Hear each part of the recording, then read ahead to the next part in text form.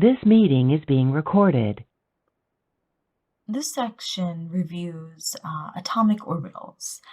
This will be important because we're going to be discussing hybrid orbitals and the overlap and the way that orbitals bond and things of that nature. So you just need to have a general, understanding from general chemistry, but that might have been a while ago. So we'll just talk about some of the basics here. So what they're explaining here is that why we created, this type of mathematics, these things called wave functions, that are the solutions to wave equations, which were created or established to describe the wave properties of electrons. So what we see down here are the solutions, right? The wave function squared gives us these orbital shapes here.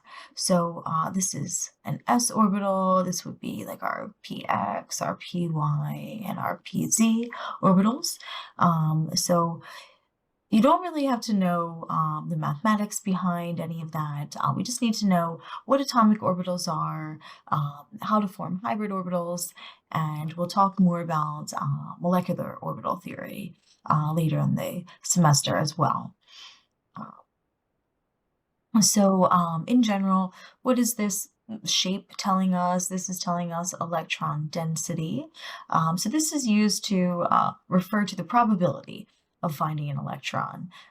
It's not 100% certain that, it'll fall in this spherical region here, but we're thinking, about 95% of the time, an electron will be found in that area.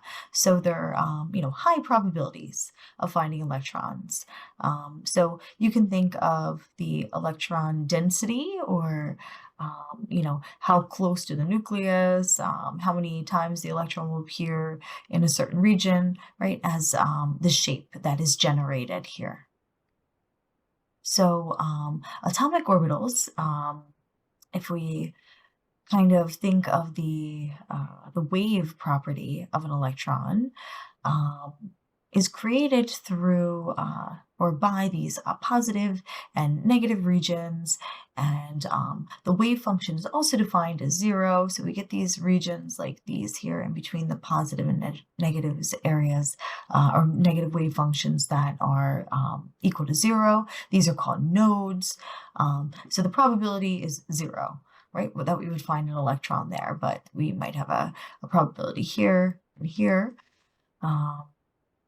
So let's take a look at why this is important. This shape of a p orbital gives us kind of a shape when we form hybrid orbitals, when we combine s and p orbitals.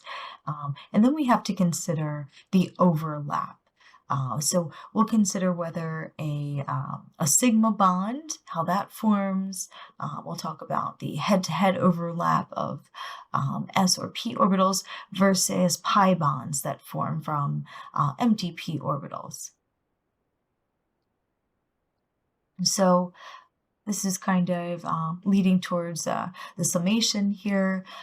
We know that electrons are the most stable, and we'll actually see this trend follow when we talk about the stability of molecules as well.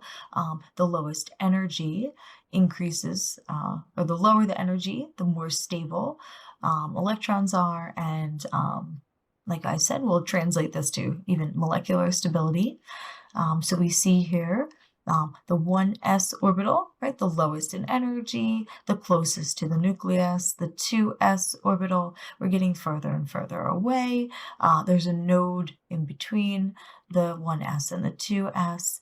And then we see the 3 degenerate p orbitals, px, py, pz.